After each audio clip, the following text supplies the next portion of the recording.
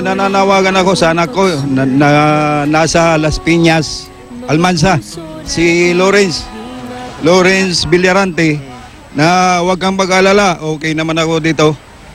Yung bahay nga lang, isang same lang ang nasira. Ngayon, yung mga pinsan mo, dito si Grace at saka si Ate Jess, balak nilang punta Maynila. Nagbabaka sakali makasakay ng eroplano. Yung pinsan ko po, nananawagan po kami. Kuya Imbet, sana makaalis kami dito, makasakay kami ng C1. Kasi mahirap talaga dito, wala na kaming bahay. Sana,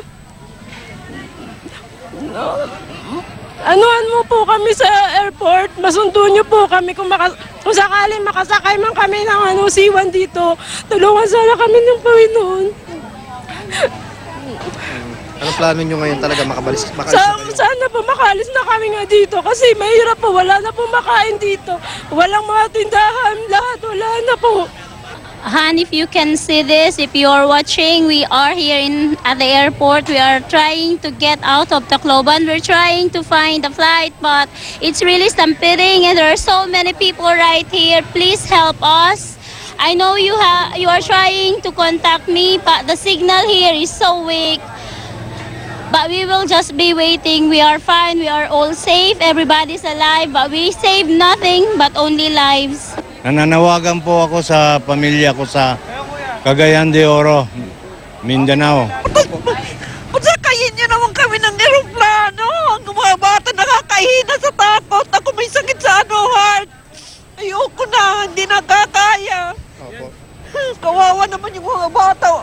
Nakakahina sa takot yun. O yung maliit na bata, tingnan nyo. Ako po si Joel Agustin po. Nananawagan po kay Jonas Agustin po na dito ko sa Tacloban ngayon.